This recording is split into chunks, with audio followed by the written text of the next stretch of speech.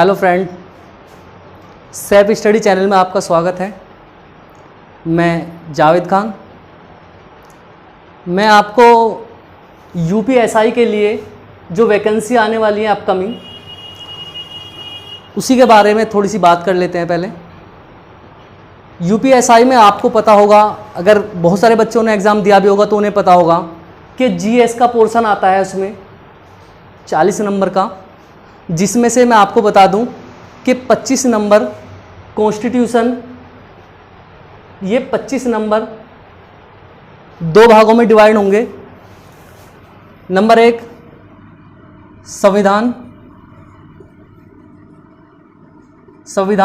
और दूसरी बात है आईपीसी यानी कि इंडियन पिनल कोड। ठीक है, तो अगर हम बात करें संविधान के पोर्शन से, तो संविधान के पोर्शन में और आईपीसी के पोर्शन में, आईपीसी से अगर हम माने 10 क्वेश्चन मैक्सिमम या 8 क्वेश्चन भी मान लेते हैं, 8 से 10 क्वेश्चन आईपीसी से आएंगे आपके, जो पिछले ईयर आए थे। जो पिछली बार 2016 में जो एग्ज़ाम हुआ था उसमें 8 से 10 क्वेश्चन आईपीसी के आए थे। बाकी अगर बात करें हम तो 13 से और 15 के बीच में कॉन्स्टिट्यूशन ऑफ इंडिया से आएंगे। ठीक है, तो आपको पता होगा संविधान तो बहुत सारे प्लेटफॉर्म पे पढ़ाया जाता है, लेकिन असल में आईपीसी बहुत सारे बच्चे नहीं पढ़ पाते हैं, क्योंकि आईपीसी एक ऐसा पोर्शन होता है जो बहुत कम लोग पढ़ाते हैं। तो आईपीसी 8 से 10 नंबर का है, और मैं आपको बता दूं ये 8 से 10 नंबर अगर आप हमारे चैनल से पढ़ेंगे तो मैं गारंटीड कहता हूं कि ये 10 नंबर आपके श्योर होंगे, और ये मेरिट में आने के लिए आपको बहुत ज़्यादा हेल्प करेंगे। तो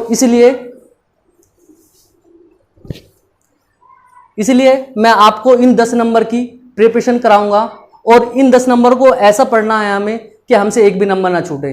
तो जिसका भी सपना वर्दी का है और जो वर्दी पहनना चाहता है, कंधे पे 2 स्टार लगाना चाहता है, तो आप सेल्फ स्टडी चैनल को इसे सब्सक्राइब कर लें आज ही।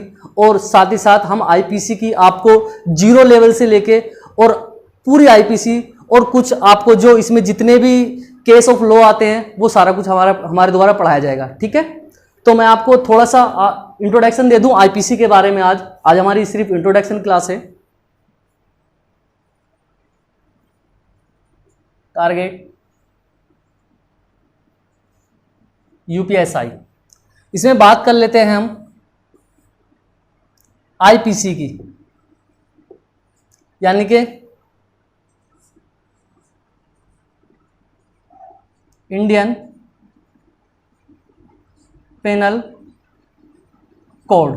ठीक है, इंडियन पेनल कोड इसे पूरा कहते हैं, और इसके बारे में मैं थोड़ा सा आज इंट्रोडक्शन बता दूं आपको।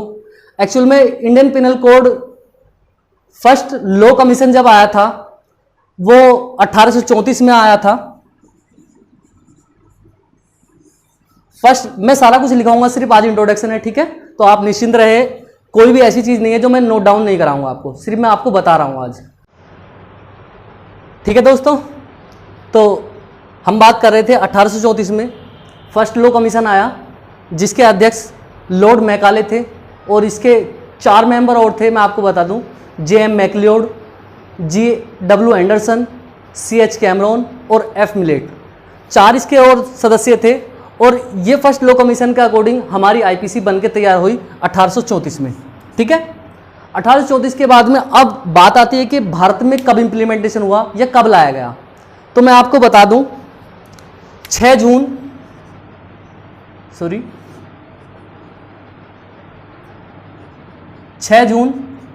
1860 को इसे भारत में लाया गया। तो आपको बता दूं मैं 1 जनवरी 1862 को इसका इम्प्लीमेंटेशन भारत में हुआ, यानी कि पूरे भारत में अब एक आईपीसी थी हमारी, जिसका अकॉर्डिंग अगर कोई क्राइम करता है तो उसी के अकॉर्डिंग उसको पनिशमेंट मिलेगा। लेकिन मैं आपको बता दूं ये जम्मू एंड कश्मीर को छोड़कर थी। जम्मू एंड कश्मीर का अलग अपनी आईपीसी थी, और रणबीर दंड संहिता वहाँ पे चलती थी। तो रणबीर दंड संहिता के अकॉर्डिंग जम्मू एंड कश्मीर में पनिशमेंट दिया जाता था, ना कि भारत की आईपीसी के अकॉर्डिंग। भारत की आईपीसी जम्मू कश्मीर को छोड़कर पूरे देश में लागू हुई। लेकिन अभी आपको पता होगा पिछले साल 5 अगस्त को जम्मू कश्मीर का संविधान निष्क्रिय हो गया, तो तब से ये हमारी आईपीसी पूरे भारत में लागू होती है, जम्मू कश्मीर में भी लागू होती है। अगर जम्मू कश्मीर का कोई आदमी क्राइम करेगा तो उसको भी हमारी आईपीसी के यानी कि भारत की आईपीसी के अकॉर्डिंग ही ट्रीटमेंट किया जाएगा, यानी कि उसको सजा उसी के अकॉर्डिंग दी जाएगी। ठीक है, हमारी आईपीसी में कुल 511 धाराएं हैं और कुल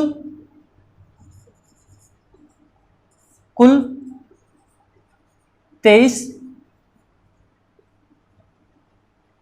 चैप्टर है इसके अंदर।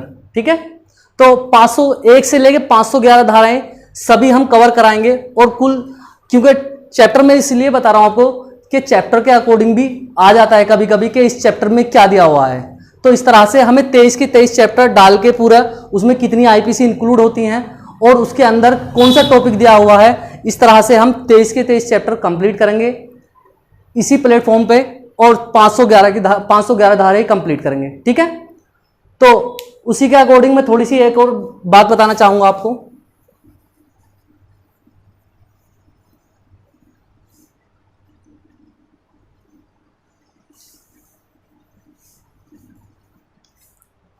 आईपीसी पढ़ने से पहले हम थोड़ा सा एक तरह से ये जान लेंगे कि एक्चुअल में आईपीसी आई क्यों, और आई तो फिर क्राइम कैसे होता है और स्टेज, क्राइम के स्टेज क्या क्या होते हैं, यानी कि कब क्राइम को क्राइम माना जाएगा, क्योंकि ये एक ऐसा क्वेश्चन है, ये आया हुआ है क्राइम के ऊपर ही, तो मैं इसलिए आपसे डिस्कस कर रहा हूं कि आपको बता दूं कि क्राइम को क्राइम कब माना जाएगा। तो सबसे पहले मैं आपको बता दूं, क्राइम होने के लिए 4 चीजों का होना बहुत जरूरी है, जो कि हमारे आईपीसी के अकॉर्डिंग है। सबसे पहले किसी भी आदमी का इंटेंशन होना चाहिए। इंटेंशन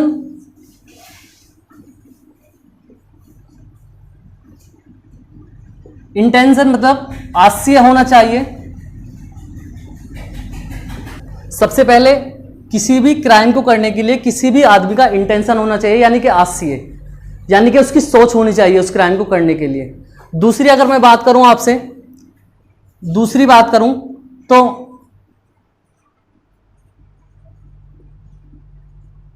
प्रिपरेशन होनी चाहिए, यानी कि तैयारी होनी चाहिए उस क्राइम में,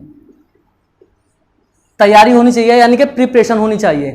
तीसरी अगर मैं बात करूं तो अटेम्प्ट लेगा वो,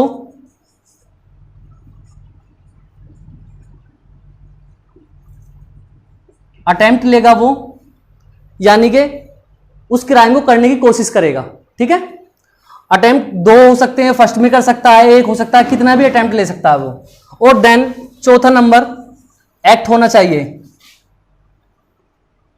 चाहिए, यानी कि कार्य करना चाहिए, जो कार्य होता है, तो कार्य पूरा हो जाएगा तभी क्राइम माना जाएगा। लेकिन ऐसा नहीं है कि ये 4 चीजें होना बहुत जरूरी है, लेकिन बहुत सारे क्राइम ऐसे होते हैं जिनमें ये 4 चीजों में से 1-2 चीज नहीं होती है, तो मैं आपको वो बता दूं, इसलिए एक क्वेश्चन आया हुआ था और तो इसलिए मैंने आपको बताया कि प्रिपरेशन जरूरी नहीं है कि आप प्रिपरेशन अगर नहीं भी हो रही है तब भी क्राइम हो सकता है, अगर इसमें अटेम्प्ट नहीं हो रहा है तब भी क्राइम हो सकता है, अगर एक्ट नहीं है तो बहुत सारी जगह ऐसा होता है तब भी क्राइम हो सकता है। मैं आपको बता दूं, सबसे पहले हम आशय की बात कर लेते हैं, इंटेंशन की बात कर लेते हैं। इंटेंशन, अगर किसी इंसान का इंटेंशन नहीं भी है और वो अगर उस एक्ट को कर दे, उस कार्य को कर दे, तो वहां भी चोरी, जैसे सपोज दैट अभी मैं बात कर लेते हैं हम धारा 378 की। 378 ये कहता है कि चोरी के बारे में बताता है, चोरी की परिभाषा है इसमें। तो एक इंसान, अभी एक एग्जांपल लेता हूं मैं छोटा सा, कि एक इंसान के सामने कोई बुक रखी है किसी टेबल पे और उसकी इंटेंशन ऐसी नहीं है कि वो उसे चुराना है, लेकिन फिर भी वो उसे किताब को उठा लेता है और उठाने के बाद में वो उसे पढ़ता है और उसे लगता है कि भाई बुक बहुत अच्छी है और वो उसे देना नहीं चाहता जिसकी बुक है, तो उसकी पहले इंटेंशन ऐसी नहीं थी। लेकिन 378 ये कहता है कि अगर उसने वापस नहीं किया तो वो चोरी हो गई, यानी कि चोरी का मतलब होता है 378 में उसे सजा मिलेगी, पनिशमेंट मिलेगा। ठीक है, उसके बाद बात कर लेते हैं अटेम्प्ट की। अटेम्प्ट में ऐसा होता है कि अटेम्प्ट नहीं भी लेता है आदमी, अभी अटेम्प्ट नहीं लिया है, 2-3 अटेम्प्ट नहीं लिए उसने, लेकिन ऐसा होता है कि अभी आपकी रिसेंटली किसी आदमी से लड़ाई हुई और लड़ाई होने के बाद में वो क्या करता है, आप किसी को उठा के एक पत्थर उसके सर में दे मारते हैं और मारने के बाद में वो तुरंत मर जाता है। लेकिन मैं आपको बता दूं, आपने अटेम्प्ट नहीं लिया था, एक ही बार आपने उठाया और ऐसे ही मार दिया और मारने के बाद में उसकी डेथ होगी, तो आपको पनिशमेंट मिलेगी धारा 370 यानी कि 307 के अकॉर्डिंग आपको इसकी पनिशमेंट मिलेगी। तो जरूरी नहीं कि अटेम्प्ट बहुत सारे हों, तो अटेम्प्ट के बिना भी ऐसा हो सकता है कि आप इसमें अटेम्प्ट ना लें और उसके बाद भी आपको सजा का प्रावधान है, इसमें 307 के अकॉर्डिंग आपको सजा होगी। ठीक है, अब एक्ट की बात कर लेते। कार्य, यानी कि कार्य ऐसी जगह भी ऐसा भी क्राइम होते हैं जहां कार्य ना हो तब भी क्राइम हो जाता है। देखो आईपीसी ये हमारी ये कहती है कि अगर कहीं कार्य भी नहीं हो रहा है तब भी क्राइम हो जाता है। मैं उसका एग्जांपल दूंगा आपको, एक मिनट। मैं इसका सबसे बड़ा एग्जांपल दूंगा आपको, धारा 121 और धारा 399। ये दो ऐसी धाराएं हैं जिनके अकॉर्डिंग हम एक्ट भी नहीं कर रहे, कार्य भी नहीं कर रहे वहां, और तब भी हमें यानी कि हमने क्राइम कर दिया।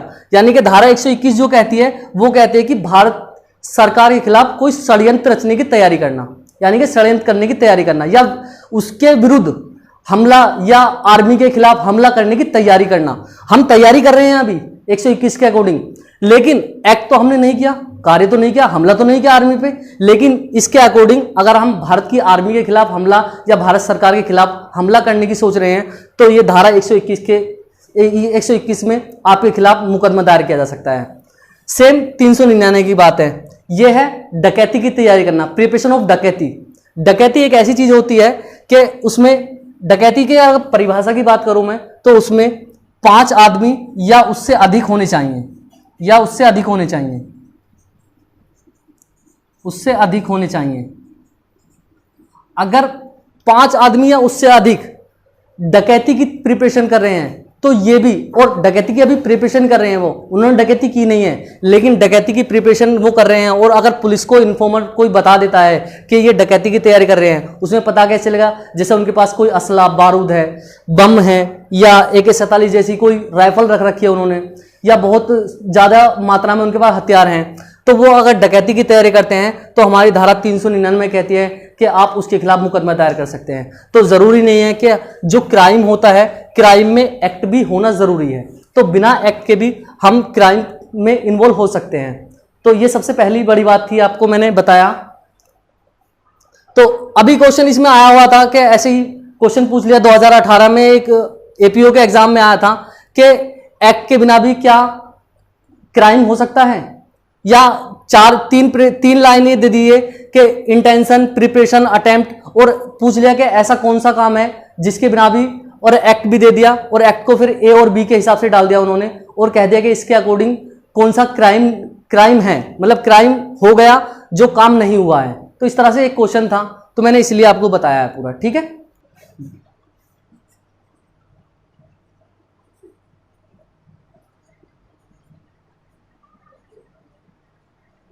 बेलेबल ऑफेंस,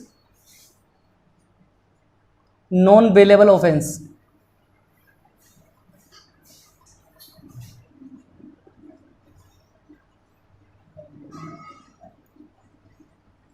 बेलेबल ऑफेंस और नॉन बेलेबल ऑफेंस, दो तरह के ऑफेंस होते हैं, अपराध होते हैं, यानी कि एक जिसपे हमें तुरंत बेल मिल जाती है, ऐसे अपराध होता है, और एक ऐसा अपराध होता है जिसमें हमें बेल नहीं मिलती है।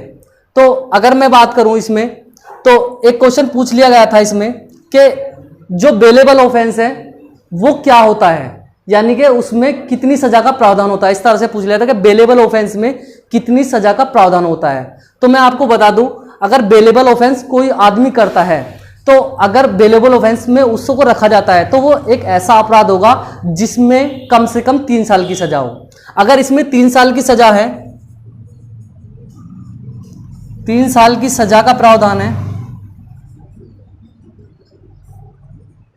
सजा है, तो ये बेलेबल ऑफेंस माना जाता है। यानी कि हमें अगर 3 साल से कम, जैसा कि अभी मैंने आपको बताया था, धारा 378 चोरी की बात करता है, अगर मैं बात करूं धारा 499 मानहानि की बात करता है, तो ये छोटे छोटे अपराध होते हैं। अगर एक चोरी की परिभाषा बहुत छोटी होती है और मानहानि की भी परिभाषा ऐसी होती है, तो ये ऐसे अपराध है जिनके अकॉर्डिंग अगर हमसे अपराध हो भी गया है ये, तो हमें तुरंत बेल मिल जाती है।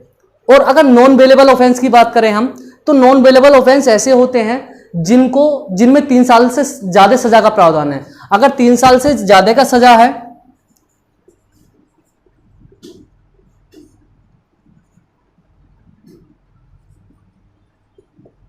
अगर 3 साल से ज्यादा सजा है तो हम उसे नॉन बेलेबल ऑफेंस यानी कि ऐसे अपराध की श्रेणी में रखेंगे जिसमें हमें बेल आसानी से नहीं मिलती। हालांकि ऐसा नहीं होता है, वो मजिस्ट्रेट की जो जज होता है हमारे, उसके विवेक पे निर्भर करता है कि वो बेल देगा या नहीं देगा। लेकिन मैं आपको फिर भी बता दूं, अगर हम ऐसा क्राइम करते हैं, धारा 302 है यानी कि मर्डर किसी का कर देते हैं, और धारा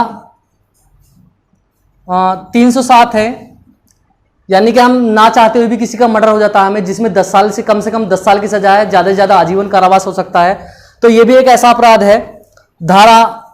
अगर हम बात करें धारा 376 यानी कि रेप की बात करें, तो इसमें भी हम आपको बता रहे हैं कि इसमें भी 3 साल से ज्यादा का सजा का प्रावधान है, तो इसमें भी आपको बेल नहीं मिलेगी। लेकिन ऐसा नहीं है बेल नहीं मिलेगी, ये उसके विवेक पर आधारित है जो मजिस्ट्रेट आपके सामने बैठा हुआ है, आपके एविडेंस कैसे हैं इसके आधार पर वो इस चीज का फैसला करता है। ठीक है, तो बेलेबल ऑफेंस और नॉन बेलेबल ऑफेंस यानी कि दोनों तरह के अपराध हमने आपको बताए। ठीक है, तो दोस्तों आज की वीडियो में सिर्फ इतना ही। बाकी हम कल से आईपीसी स्टार्ट करेंगे, और मैं आपको गारंटीड बता रहा हूं कि आईपीसी फर्स्ट से लेके धारा से लेके और आईपीसी 511 तक मैं आपको पूरा कंप्लीट पढ़ाऊंगा, और जो इसमें 10 नंबर का यूपीएसआई में आने वाला है वो पूरा कवर करेंगे हम। ठीक है दोस्तों, तो